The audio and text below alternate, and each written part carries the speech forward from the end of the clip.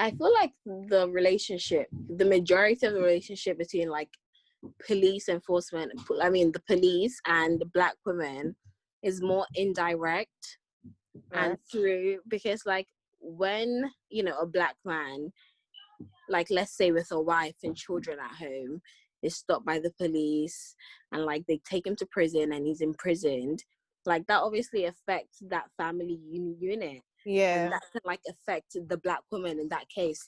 She has to be a single mother now and she has to raise like a child alone now. So I feel as though we don't see a lot of like direct interactions between police and Black women, and but they do exist. Hi everyone, my name is Rachel and welcome to By Rachelaa. So over summer I was given some funding to do some research, and this is the result of it. So researching the relationship between Black women and British law enforcement. And in this video I'll be talking about Black female third parties. So in the sense of mothers, sisters, daughters, cousins, family friends, organisers who are Black women, who are essentially maintaining the legacy that said victims have, and how those third parties interact with British law enforcement as well. So I'll start with the way that policing disproportionately affects Black men, though that doesn't mean that Black women aren't equally impacted by those attacks or by those interactions between Black men and British law enforcement, specifically the police if I'm being honest, but just generally British law enforcement.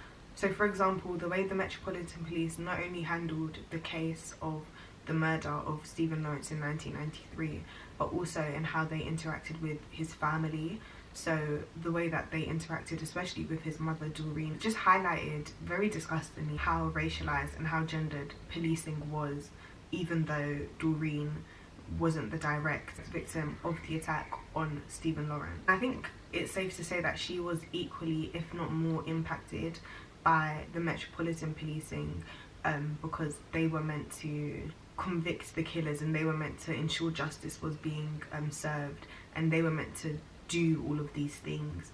And Doreen Lawrence was alive to know that, or is alive to know that that wasn't done and that wasn't the case. And the same could be said for the wife of Shiji Lapite, who was killed by 2 police officers in Stoke Newington in 1994.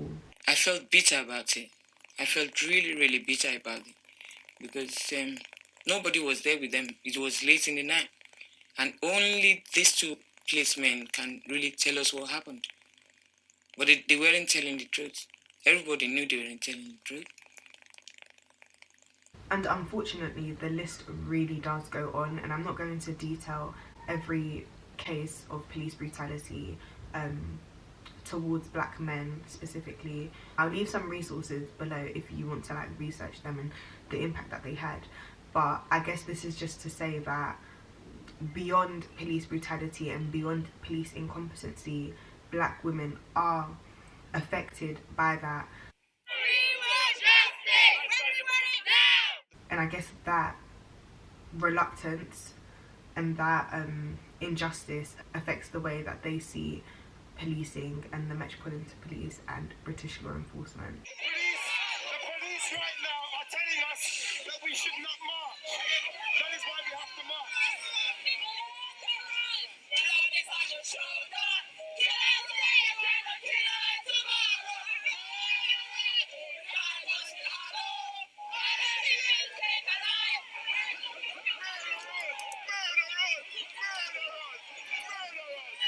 And some women, unbeknownst to them, are victims of police brutality and are victims of incompetency.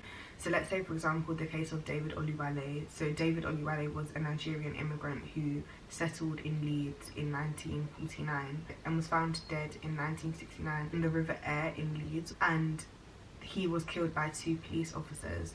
And so any Black woman who was closely affiliated with David before he migrated to the UK or whilst he was in the UK would have been affected, and their knowledge or lack thereof of his murder doesn't make those Black women any less of a victim of police violence and of state violence. And I don't think so anyway. All Mr. Oluwale needed to avert his untimely demise was care, compassion, and support to see him through that difficult phase of his life.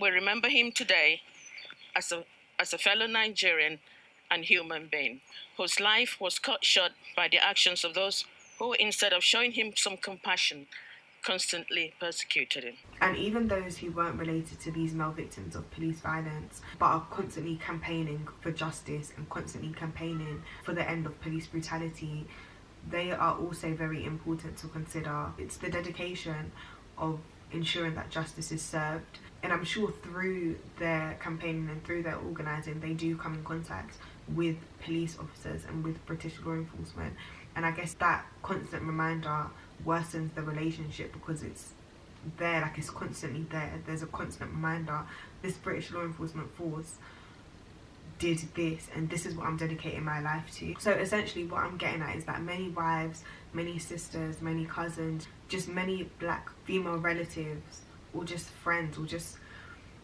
people affiliated with those victims are equally victims of police violence and of police incompetency. Representatives, the campaigners, families and friends. Although this week has been very traumatic for me and my family, having sat in court and heard for the first time after 1 year how my husband was killed.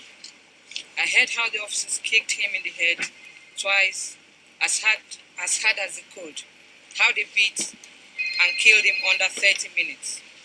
At this juncture, I am relieved that my children are going to grow up to learn that the father was unlawfully killed by the police. And I know that's mainly focusing on the male victims of police brutality, and though, as I've mentioned, there are female victims of police brutality, and those female relatives of the female victims are also in a similar position to the other third-party victims, where the initial victims were black men. And burst the door, and she thought it was our daughter upstairs not feeling well, and when she rushed out to see what happened, the police, she running back towards our bedroom, and the police shoot her in our back, in our bedroom twice. How is your daughter? She's there, she's conscious, but she's in pain. Joy's mother speaking for them all. Justice has to be done for the murderers that murder my daughter. Justice has to be done. All the agencies, be it mental health institutions, the prisons, the police stations, all the people that are involved with people with mental health issues, and that should be given extra care to take note that prison is not a place for people with issues in the community. And so that undeniably affects the way that black women, that they see British law enforcement, be it immigration officers, be it prison officers, be it police officers, whatever force. The fact that their life has drastically changed because of whatever it might have been that the police were involved in, 9 times out of 10 that the police were involved in, it has negatively impacted their relationship, and it has negatively impacted the way that they see policing. Who do you hold responsible? The police. Definitely the police. I think it's just the reminder that those people who died, they're real people, like real people experienced real grief, and it sounds silly to say, but that that is the fact of the matter. Like, those victims, those people who are dead now, meant something to people, and they still do. And there are still people out there who are doing the work, who do need support, black women who need the support. And there are people out there who are still campaigning, who are still trying to get justice, who are still organising after the murders of said victims. And these black women who are campaigning, who are organising, do need support. So I will leave as many organisations and as many links below. If you are interested, if you do want to support them, I'm sure that they would be more than happy for your support. I think it's so easy to forget that the third party victims are also victims. So yeah, I'll see you in the next video. Bye.